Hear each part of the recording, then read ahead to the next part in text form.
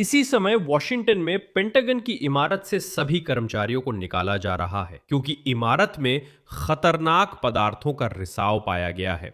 सूत्रों के अनुसार पेंटागन के अंदर कई मंजिलों और गलियारों को बंद कर दिया गया है और बाकी हिस्सों को खाली करा लिया गया है क्योंकि वहां की हवा में कुछ खतरनाक पदार्थ पाए गए हैं। कम से कम इमारत में खतरनाक पदार्थों का पता लगाने वाले स्वचालित विशेष सेंसर सक्रिय हो गए हैं। और अब खबर है कि सिस्टम ने इसलिए अलार्म दिया क्योंकि उसे लगा कि इमारत में एंथ्रैक्स के स्पोर पाए गए हैं। यहाँ ये बताना जरूरी है कि पेंटागन की निकासी की ऐसी खबर ऐसे समय आई है जब डोनाल्ड ट्रंप ने सार्वजनिक रूप से कहा है कि अमेरिकी सेना न सिर्फ ईरान पर नया हमला करने की तैयारी कर रही है, बल्कि उन्होंने ईरान के खार्क द्वीप पर पूरी तरह से सैन्य कब्जा करने की धमकी भी दी है, जिस पर लगभग पूरा ईरानी तेल निर्यात निर्भर करता है।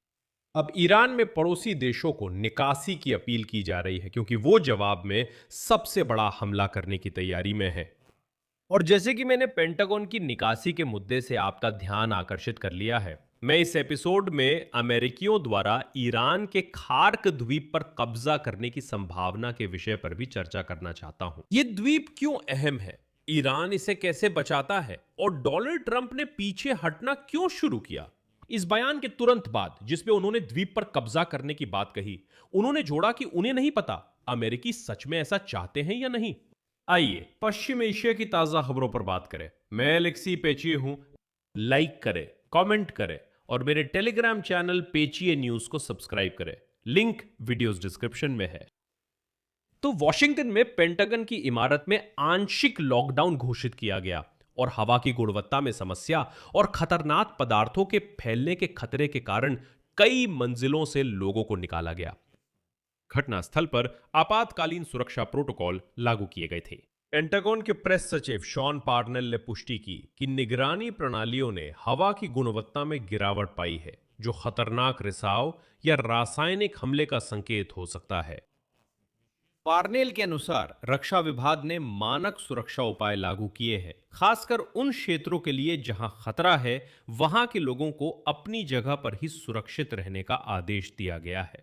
इस समय परीक्षण जारी है जिसमें सटीक कारण और खतरे की गंभीरता का पता लगाने में 1 से 2 घंटे लग सकते हैं। अब मीडिया सूत्रों के अनुसार प्रतिबंध 2 से 5वीं मंजिलों और 4थी मंजिल के गलियारों पर लागू किए गए हैं, 7वीं मंजिल तक। साथ ही परिसर के आंतरिक प्रांगण में आवाजाही भी रोक दी गई है।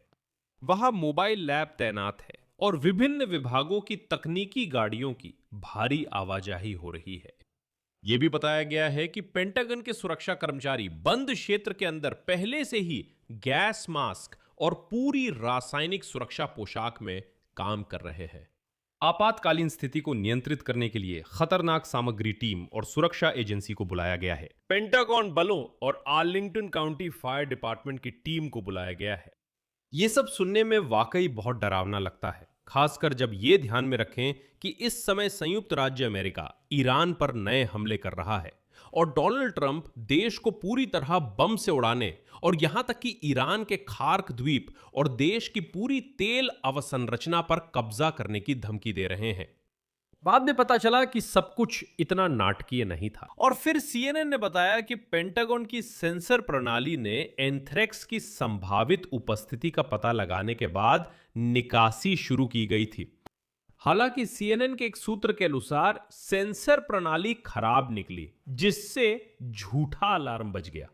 फिर भी इमारत में पुलिसकर्मी गैस मास्क और पूरी केमिकल सुरक्षा किट में थे। अब जब मैंने आपका ध्यान इस पर खींच लिया है और आप एपिसोड में हैं, तो आइए घटना के संदर्भ पर चर्चा करें। असल में उसी दिन डोनाल्ड ट्रंप ने घोषणा की थी कि अमेरिका ईरान के खार्क द्वीप और ईरान में अन्य तेल अवसंरचना पर कब्जा कर लेगा।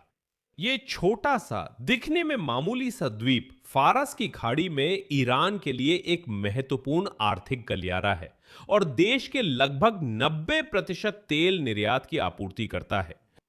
अमेरिका के राष्ट्रपति ने यह भी चेतावनी दी कि आज रात सेना ईरान पर बहुत बड़ा हमला करेगी, क्योंकि दोनों देशों के बीच गोलीबारी हो रही है। यूं कहें कि शांति वार्ता पूरी तरह से ठप हो गई है। अब मैं ट्रंप का एक बयान पेश करूंगा।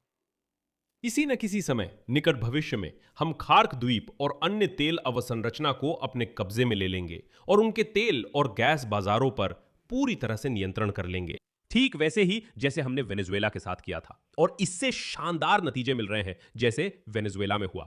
ऐसा ही संयुक्त राज्य अमेरिका के लिए भी होगा। लेकिन यह समझना जरूरी है कि ईरान कई महीनों से अमेरिका द्वारा खार्क द्वीप पर नियंत्रण स्थापित करने की कार्रवाई के लिए तैयारी कर रहा था। और मार्च के अंत में यह बताया गया था कि ईरान ने द्वीप पर अतिरिक्त portable anti aircraft missile system तैनात किए हैं। ईरान ने द्वीप पर एंटी पर्सनल और एंटी टैंक माइंस के साथ जाल भी बिछाए थे, खासकर तट रेखा पर, जहां अमेरिकी सेना उतर सकती थी अगर ट्रंप ने जमीनी अभियान का आदेश दिया होता। यानी यह बहुत महंगी कार्रवाई होती, शायद हताहतों के लिहाज से भी। इसी समय इब्राहिम अजीजी, जो ईरानी संसद की राष्ट्रीय सुरक्षा और विदेश नीति समिति के प्रमुख हैं, ने कहा कि अगर अमेरिका वाकई में खार्क द्वीप पर हमला करता है तो ईरान कड़ा, विनाशकारी, दर्दनाक और अफसोसजनक जवाब देगा। आगे उनकी टिप्पणी है, डोनाल्ड ट्रंप परेशान और अस्थिर नजर आ रहे हैं। ईरान और उसकी पूरी जमीन, जिसमें खार्क द्वीप भी शामिल है, पूरी तरह से तैयार है। वहां हमारी सशस्त्र सेनाओं की युद्ध तैयारी का स्तर इतना ऊंचा है कि मुझे लगता है भविष्य में यही अधिकतम सैन्य तैयारी का स्तर द्वीप पर साफ नजर आएगा। ये वो ट्रंप के उस बयान का जवाब दे रहे हैं जिसमें ट्रंप कहते हैं कि भविष्य में वो द्वीप पर कब्जा कर लेंगे और अपनी सभी क्षमताओं और ताकत के साथ हमारी सशस्त्र सेनाएं पूरी तरह से तैयार है, ऐसा अजीजी कहते हैं। इसी दौरान ईरानी संसद के स्पीकर मोहम्मद बागिर गलीबाफ, जो अमेरिकी प्रतिनिधियों से वार्ता में शामिल है, ने कहा कि अगर ट्रंप खार्क द्वीप पर कब्जा करने की कोशिश करते हैं तो इसकी कीमत पूरी दुनिया को चुकानी होगी। आगे उनकी टिप्पणी, गलत रणनीति और आवेगपूर्ण फैसले पूरे सिस्टम में हालात को और खराब कर देंगे, ऊर्जा अवसंरचना को नष्ट कर दे और बाजारों को भी, तो आप एक ऐसी अंतहीन दलदल बना देंगे जिसमें आप कई वर्षों तक फंसे रहेंगे। तब आप एक बिल्कुल अलग ईरान देखेंगे। और फिर पहली धमकियों के कुछ ही घंटों बाद खुद डोनाल्ड ट्रंप अचानक पीछे हटने लगे। अमेरिका के राष्ट्रपति डोनाल्ड ट्रंप ने माना कि उन्हें यकीन नहीं है कि अमेरिकियों में इतनी बड़ी सैन्य कार्रवाई की इच्छा है जो खार्क द्वीप पर कब्जा करने के लिए जरूरी होगी। मतलब ये खुद खार्क है, वो द्वीप पर कब्जा करना चाहते हैं, पर उन्हें नहीं लगता कि अमेरिकी जनता उनका समर्थन करेगी। इसलिए वो एक ऐसा इंसान जो निश्चित रूप से अमेरिकी जनता की बात सुनेगा, सबसे ज्यादा संभावना है कि इस ऑपरेशन को रद्द कर देगा। अभी शुरू भी नहीं किया और पहले ही रद्द कर रहे हैं। सुनिए, मैं ट्रंप का एक उद्धरण सुनाता हूं। अरमुज जलडमरू मध्य में स्थित खार्क द्वीप पर कब्जा करना मेरा पसंदीदा विकल्प था, लेकिन मुझे यकीन नहीं है कि अमेरिकी जनता में इसके लिए इच्छा है या नहीं। मुझे लगता है वे चाहेंगे कि हम घर लौट आएं। ईरान बहुत चाहता है कि कोई समझौता हो जाए। कुल मिलाकर मैं यहां पर विराम लगाता हूं। अपनी राय, अपने निष्कर्ष इस एपिसोड के नीचे कमेंट्स में लिखें। इस YouTube चैनल को जरूर सब्सक्राइब करें, लाइक करें और बेल आइकन दबाएं ताकि आपको नए एपिसोड्स की सूचना मिलती रहे। बस इतना ही। अपना ख्याल रखें। सबको अलविदा।